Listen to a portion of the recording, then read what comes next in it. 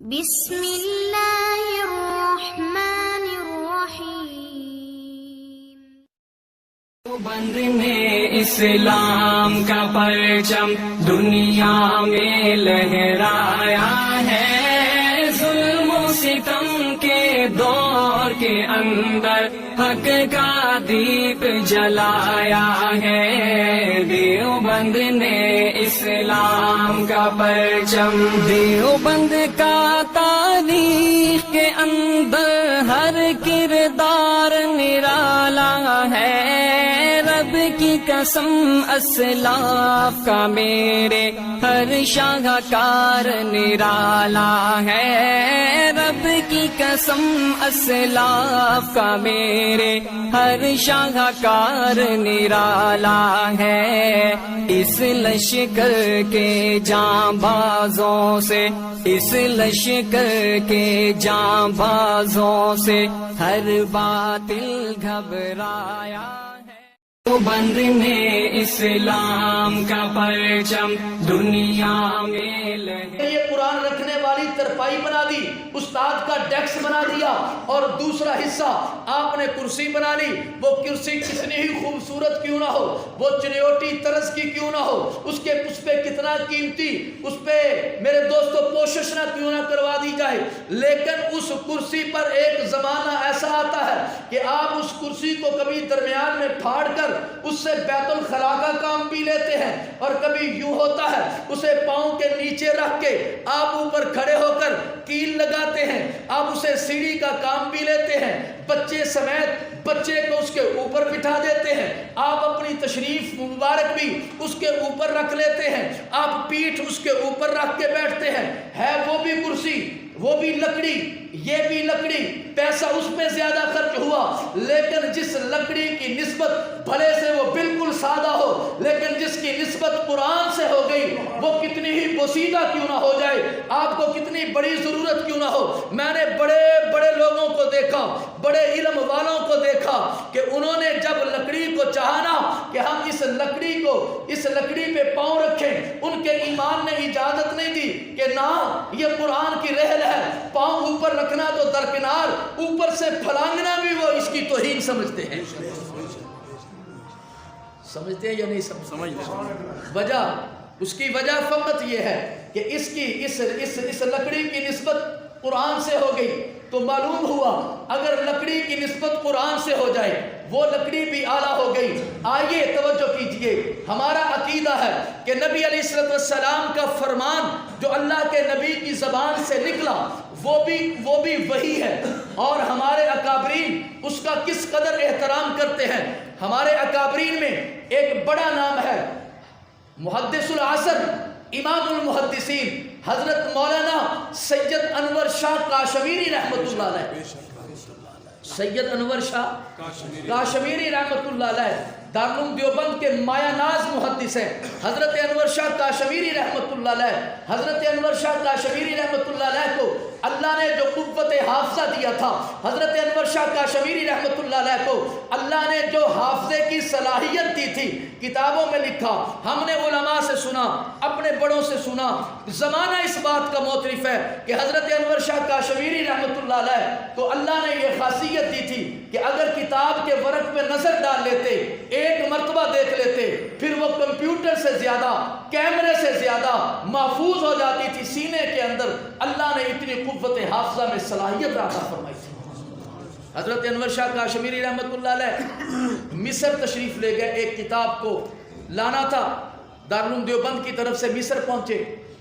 مصر کا جو بڑا لائبریری تھا وہاں پہ کتاب کو پڑھا، اجازت چاہی کہ اس کتاب کے لیے میں نے اتنا لمبا سفر ہند سے آیا ہوں، اتنا لمبا سفر کیا ہندوستان سے، اگر چاہو تو یہ کتاب ہمیں عطا کر دو، ہم اس کا متبادل، وہ زمانہ فوٹو سٹیٹ کا زمانہ نہیں تھا، وہ زمانہ چھاپنے کا زمانہ نہیں تھا، کتابت کا زمانہ تھا، ہم اس کتاب کو، اس کا نسخہ تیار کر لیں گے اور یہ کتاب امانتاً آپ کو واپس لوٹا دیں گے، اس کے عوض میں اگر چاہو زر ضمانت رکھنے کے لیے تیار ہیں۔ لیکن انہوں نے اجازت نہیں دی، حکومت مصر نے اجازت نہیں دی، تو حضرت شاہ صاحب نے فرمایا چلو ایک اور مہربانی کرو، مجھے اس کا یہاں مطالعہ کرنے دو۔ حضرت انور شاہ کشمیری نے اس کتاب کا مطالعہ کیا جو کئی 100 صفحات پہ مشتمل تھی. آپ واپس ہندوستان تشریف لائی, آپ نے اس کتاب کو لکھنا شروع کیا. جب کتاب مکمل ہوئی وہ کتاب لے کر پھر مصر پہنچے اور اصل نسخہ لیا, اور کتاب کے اندر صفحے کے ساتھ صفحہ ملایا گیا, کتاب کے اندر حرف کے ساتھ حرف ملایا گیا, باب کے ساتھ باب ملایا گیا. کوئی ایک صفحہ بھی ایسا نہیں تھا, کوئی ایک باب ایسا نہیں تھا جو انور شاہ کشمیری کے ذہن سے وہ ساقط ہوا ہو اور اس کتاب کے اندر محفوظ نہ ہوا ہو. سبحان اللہ. اس قدر قوت حافظہ اللہ نے عطا کیا. انور شاہ جی کشمیری رحمۃ اللہ علیہ سے کسی نے پوچھا, شاہ جی قوت حافظہ کی یہ حالت ہے. پھر ایک صاحب نے لکھا کہ میں جو سمجھتا ہوں اس کی وجہ کیا ہے, کہ حضرت انور شاہ کشمیری رحمۃ اللہ علیہ کی عادت مبارکہ یہ تھی کہ جس کتاب کو پڑھتے, بھئی آپس میں باتیں نہ کرے اللہ کے بندو,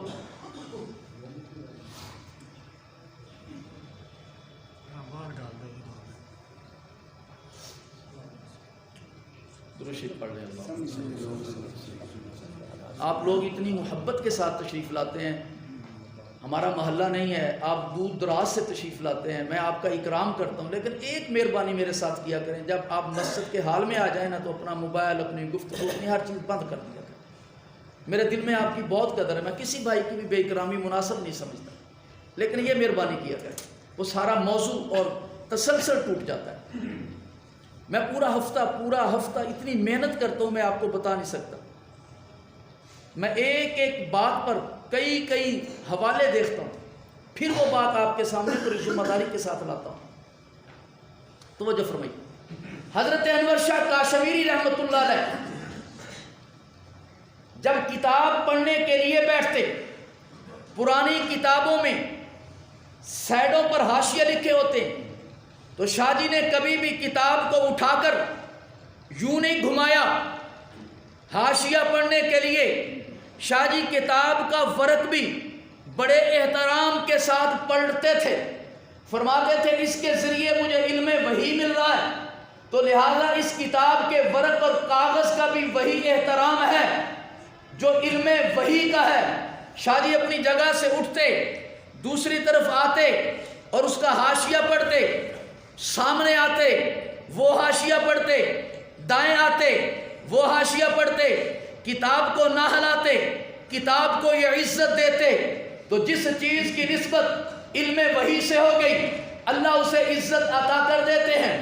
تو میرے دوستو, اگر قلم جس سے قرآن لکھا جائے, ورق جس ورق پہ قرآن لکھا جائے, کتاب قرآن, الفاظ قرآن جو گتے اس کے اوپر آ جائیں, ان گتوں کی عزت, اس ورق کی عزت, اس قلم کی عزت, اس کپڑے کی عزت, اس لکڑی کی عزت اتنی اعلیٰ ہو جاتی ہے کہ ہم پاؤں بھی اوپر سے لے کر نہیں گزرتے.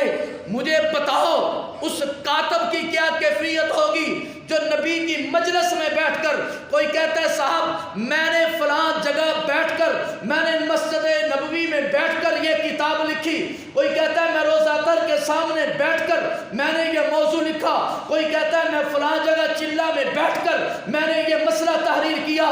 قربان جاؤں نبی کی محفل اور مجلس میں. اے لوگوں, امیر معاویہ وہ ہے جس نے نبوت کی خدمت میں بیٹھ کر اللہ کا قرآن یوں لکھا کہ سامنے چہرہ رسول, سامنے بھی قرآن تھا. امیر معاویہ نے قرآن ورق پر لکھا قرآن کو دیکھ کر. سبحان اللہ. امیر معاویہ نے قرآن لکھا ہے قرآن کو دیکھ کر. میرے نبی بلاتے, معاویہ قلم لے کے آؤ, سیاہی لے کے آؤ, ورق لے کے آؤ. امیر معاویہ حاضر خدمت ہوتے. اس زمانے میں ورق جس صورت میں تھے وہ چمڑے کی صورت میں تھے, پتوں کی صورت میں تھے, کسی اور انداز میں تھے. حضرت امیر معاویہ اسے تحریر فرماتے, نبی فرماتے کہ یہ وحی آئی ہے اور اسے فلاں جگہ پر فلاں صورت میں فلاں پارے میں اسے لکھ دو. امیر معاویہ لکھ دیتے. مجھے بتاؤ جس پہ نبی اتنا اعتماد کرتے ہوں, قرآن کہتا ہے لا یمسہ الا المطہرون, کوئی ناپاک چیز قرآن کو نہیں چھو سکتی. اگر امیر معاویہ پاک نہیں تھے تو نبوت میں اپنی خدمت کا یہ موقع کیوں عطا کیا؟ اللہ کے پیغمبر نے حضرت امیر معاویہ کو کاتب قرآن بنایا ہے، میں آگے چل کے عرض کروں گا میرے نبی نے کتنے خط لکھے ہیں اور ان میں کتنے خط صرف حضرت امیر معاویہ نے لکھے ہیں۔ جسے نبی یہ اعتماد بخشے، وہ نبی کا قاصد بھی ہو، وہ نبی کا کاتب بھی ہو، وہ نبی کا منشی بھی ہو۔ تو اور میں کسی ایسے بندے کو منشی نہیں رکھتے جو بندہ حساب کتاب میں گڑبڑ کرتا ہو، جو آپ کے کھاتے میں رد و بدل کر سکتا ہو، آپ اسے منشی نہیں رکھیں گے۔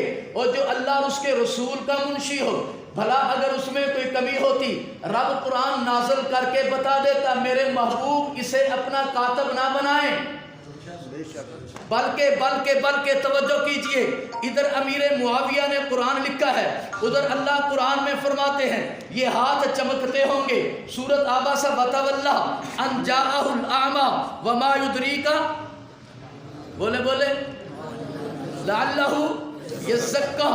پھر قرآن بولتا چلا گیا، ادھر امیر معاویہ کا قلم چلا ہے، ادھر قرآن کی آیت آئی ہے میرے محبوب یہ ہاتھ جو امیر معاویہ وہ کاتب قرآن، اور ہر کاتب قرآن کے لیے میرا رب بولا ہے کہ یہ ہاتھ اتنے مقدس ہیں، یہ ہاتھ اتنے مبرہ ہیں، یہ ہاتھ اتنے پاک ہیں کہ قیامت کے دن یہ ہاتھ چمک رہے ہوں گے۔ سبحان اللہ۔ یہ ہاتھ قیامت کے دن چمک رہے ہوں گے، اور جن کے ہاتھوں کے چمکنے کو قرآن بیان کرے اور اللہ بتائے کہ کاتب قرآن ہونے کی وجہ سے اللہ یہ عزت دیں گے کہ اس کے ہاتھ قیامت کے دن چمک رہے ہوں گے، وہ چمکنے والا ہاتھ امیر معاویہ کا ہاتھ ہے۔ سبحان اللہ، ماشاءاللہ۔ وہ چمکنے والا ہاتھ حضرت امیر معاویہ رضی اللہ تعالی عنہ کا ہاتھ ہے۔ تو میرے دوستو، حضور نبی پاک صلی اللہ علیہ وسلم، ابھی کل مجھے ایک دوست نے ایک پوسٹ دکھائی کہ جی لکھا ہے کہ حضرت امیر معاویہ کے حوالے سے کوئی فضیلت نہیں۔ میں نے کہا یہاں بیٹھ جاؤ، سیاستہ کی کتابوں سے میں نے اسے تقریباً 11 احادیث ایسی لکھ کر دی جو میرے علم میں تھی۔ احادیث تو بہت زیادہ ہیں لیکن جو میرے علم میں تھی، میں نے کہا دیکھو فرمان اللہ کے نبی کا ہے، شان امیر معاویہ کی ہے رضی اللہ تعالی عنہ۔ حضور اکرم صلی اللہ علیہ وسلم، آئیے میں احادیث میں نے یہاں پہ وہ ایک کاغذ پہ لکھ کر اس کی تصویر بنائی تاکہ میں اس کی عبارت پوری پڑھ سکوں۔ ان عبد الرحمن ابن عمیرہ رضی اللہ تعالی عنہ وکان من اصحاب رسول اللہ صلی اللہ علیہ وسلم عن النبی صلی اللہ علیہ وسلم انہ قال، حضرت عبد الرحمن بن ابی عمیرہ رضی اللہ تعالیٰ عنہ، یہ قبیلہ بنی مزنہ سے ہیں، وہ فرماتے ہیں، یہ جامع ترمذی کی حدیث ہے جو میں نے ابھی پڑھی ہے۔ یہ صحابی کہتے ہیں کہ رسول اللہ صلی اللہ علیہ وسلم نے فرمایا میں اللہ کے نبی کی خدمت میں بیٹھا تھا، اللہ کے نبی نے فرمایا اللہم اجعلہ ہادیا مہدیا واہدی بہ لمعاویہ، اے اللہ امیر معاویہ کو اے اللہ ہادی بھی بنا، مہدی بھی بنا۔ ہادی کسے کہتے ہیں، مہدی کسے کہتے ہیں؟ جب نبی کہے اللہ اسے ہادی بنا، کون سا نبی؟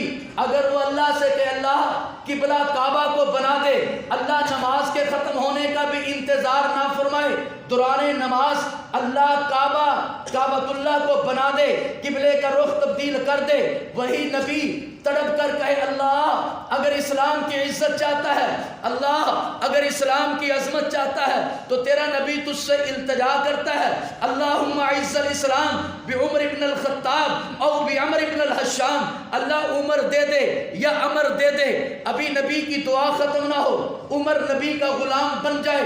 وہ نبی اپنے صحاب کی مجلس میں بیٹھ کر کہتا ہے لمعاویہ قال لمعاویہ اللہم اجعل اے اللہ میں تجھ سے التجا کرتا ہوں، اللہم اجعلہ ہادیم مہدیم واہدی بہ، اللہ معاویہ کو ہادی بھی بنا، مہدی بھی بنا، اے اللہ اسے ہادی بھی بنا، اسے مہدی بھی بنا، اور اس کے ذریعے دوسروں کو ہدایت عطا فرما۔ سبحان اللہ۔ کون کہہ رہا ہے؟ اللہ کے نبی کہہ رہے ہیں۔ اللہ کے نبی کہہ رہے ہیں اللہ اسے ہادی بنا، مہدی بنا، اس کے ذریعے دوسروں کو ہدایت دینے والا بنا دے۔ آئیے اس سے آگے بڑھتے ہیں میرے دوستو۔ جامع ترمذی میں حضرت ابو ادریس خولانی رحمۃ اللہ علیہ ان سے مروی ہے کہ جب حضرت عمر رضی اللہ تعالیٰ واقعہ لمبا ہے، میں اس کا مختصر کرتا ہوں۔ حضرت عمیر بن سعد رضی اللہ تعالیٰ یہ حمص کے گورنر تھے، حمص کے گورنر والی تھے، تو انہیں معزول کیا حضرت امیر معاویہ کو۔ حضرت عمر نے حمص کا گورنر بنایا۔ جب حضرت عمر نے حضرت امیر معاویہ کو حمص کا گورنر بنا دیا تو پھر لوگ جو تھے حضرت عمیر کے پاس گئے، وہ جو پہلے گورنر تھا، یہاں پر تو کوئی مؤذن ہونا، ایک مؤذن کو ہٹا کر دوسرا مؤذن بنا دیا جائے، تو پہلے والا مؤذن کہتا ہے تو نہیں پتا ہے کی کرتا ہے۔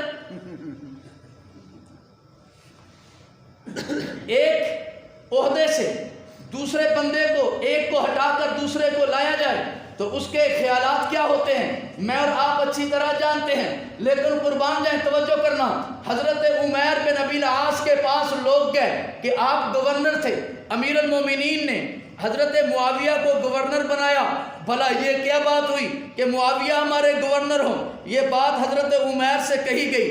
جامع ترمذی کے اندر روایت موجود ہے کہ ساری باتیں سننے کے بعد پھر حضرت عمیر نے جو جواب دیا، کہا لا تذکروا معاویہ الا بخیر، لوگو معاویہ کا ذکر سوائے خیر کے نہ کرنا۔ سبحان اللہ، واہ، معاویہ کا ذکر سوائے خیر کے نہ کرنا۔ کیوں؟ اس پر حضرت عمیر کہتے ہیں فَإِنِّي سَمِعْتُ رسول اللہ صلی اللہ علیہ وسلم، میں نے اللہ کے نبی سے سنا، یقول، اللہ کے نبی فرما رہے تھے اللہم اہدی بہ، اللہ معاویہ کو ہدایت دینے والا بنا۔ جب نبی نے ان کے متعلق یہ کہا تو ان کے متعلق اپنی زبان سے سوائے خیر کے کوئی جملہ نہ نکالا۔ سبحان اللہ، کون کہہ رہے ہیں؟ جس کی جگہ پہ معاویہ آئے، جس کی جگہ پہ حضرت امیر معاویہ آئے ہیں۔ تو خیر میرے دوستو، حضرت اریاس ابن ساریہ رضی اللہ تعالیٰ عنہ، لوگ کہتے ہیں جی کوئی حدیث نہیں، میں جو حدیث عرض کر رہا ہوں ان احادیث کی صحت کا بھی ذمہ دار ہوں۔ حضرت اریاس ابن ساریہ رضی اللہ تعالیٰ عنہ السلمی، یہ قبیلہ ان کا، رضی اللہ تعالیٰ عنہ، ان سے مروی ہے کہ رسول اللہ صلی اللہ علیہ وسلم نے فرمایا اللہم علم معاویۃ الکتاب والحساب وقہ العذاب۔ حضرت اریاس فرماتے ہیں میں نے خود رسول اللہ صلی اللہ علیہ وسلم کو سنا کہ اللہ کے نبی حضرت معاویہ کے لیے ہاتھ اٹھا کر بیٹھے تھے اور کہہ رہے تھے اے اللہ میرے معاویہ کو کتاب کا علم عطا کر، معاویہ کو حساب کا علم عطا فرم، اے اللہ میرے معاویہ کو عذاب سے محفوظ فرما۔ سبحان اللہ۔ اور جس کے لیے نبی دعائیں کرے، جس کے لیے نبی دعائیں کرے۔ ایک بندے نے کہا جی پھر بات تو عذاب کی آ گئی نا، کوئی بات تو تھی نا کہ نبی نے کہا عذاب سے۔ میں نے کہا انبیاء کی دعائیں پڑھو قرآن میں، جو عذاب سے پناہ مانگ رہے نبی ہر بات میں تمہیں تنقید نظر آتی ہے۔ کائنات میں دو طبقے ایسے ہیں جو اللہ کا انتخاب ہیں، ان پر تنقید بھی حرام ہے، تکفیر بھی حرام ہے، تنقیص بھی حرام ہے، تکذیب بھی حرام ہے، ان پر توہین بھی ان کی حرام ہے۔ نمبر 1 طبقہ انبیاء کا، نمبر 2 طبقہ اصحاب مصطفیٰ کا۔ نمبر 1 طبقہ انبیاء کا، نمبر 2 طبقہ۔ آئیے میں مسند احمد کی ایک روایت پڑھ رہا ہوں۔ قال لمعاویہ، اللہ کے نبی نے حضرت معاویہ رضی اللہ تعالیٰ عنہ کو سامنا بیٹھے دیکھا تو اللہ کے پاک پیغمبر صلی اللہ علیہ وسلم نے نبوت والے ہاتھ اٹھا دیے۔ میرے پیغمبر نے حضرت معاویہ رضی اللہ تعالیٰ عنہ کو بھی وصیت فرمائی، فرمایا معاویہ اللہ تمہیں والی بنائیں گے، سبحان اللہ، اللہ تجھے والی بنائیں گے۔ تمہیں ولایت امیر معاویہ سے اختلاف ہے نا تو یہ اختلاف نبی سے کرو۔ اگر امیر معاویہ کے امیر المومنین ہونے پر اختلاف و اعتراض ہے نا تو یہ اعتراض علی پاک سے کرو، اگر یہ اعتراض ہے نا تو امام حسن اور امام حسین سے کرو۔ امیر معاویہ تب تک امیر شام تھے جب تک حسن اور حسین نے بیعت نہیں کی تھی، اور جب حسن اور حسین نے بیعت کر لی اور 19 سال اس بیعت کو برقرار رکھا، حضرت امیر معاویہ کے وصال تک اس بیعت پہ قائم رہے، اور امیر معاویہ کو اپنا والی سمجھا، امت کے ہاتھ امیر معاویہ کے ہاتھ میں دیے، امت کا والی، امیر معاویہ کو امت کا والی بنانے والا شخص وہ امام حسن ہے، وہ امام حسین ہے۔ بے شک بے شک۔ اختلاف کرنا ہے تو ان سے کرو۔